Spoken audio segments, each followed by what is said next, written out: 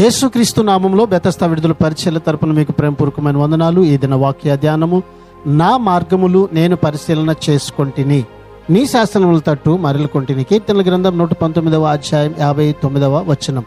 తన ప్రజలు తమ స్థితిని గురించి ఆలోచించుకోవాలని, కొన్ని విషయాలు ఎందుకు జరుగుతున్నాయో వారు అర్థం చేసుకోవాలని దేవుడు కోరాడు. మన విధానాలను మనం అర్థం చేసుకోవడం ద్వారా మన పట్ల దేవుని విధానాలను కొంతవరకు అర్థం చేసుకోగలము. కొరింథీయులకు రాసినటువంటి 2వ పత్రిక 13వ అధ్యాయం 5వ వచనం ప్రకారం, మీరు విశ్వాసము గలవారై ఉన్నారో లేదో మిమ్మును మీరే పరీక్షించుకొనుడి.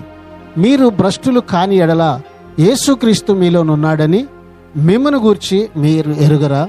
ఈ దిన వాక్యాన్ని బట్టి దేవుని మార్గాన్ని పరిశీలించి తెలుసుకొని ఆ మార్గంలో మనం జీవిద్దాం. అట్టి కృపను, ధన్యతను ప్రభు ఈ దినాన మనందరికీ దయచేయును గాక. ప్రార్థన.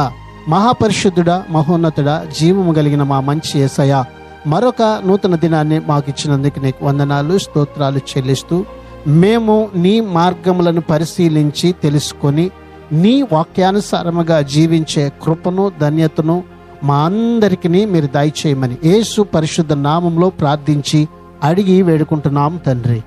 ఆమెన్.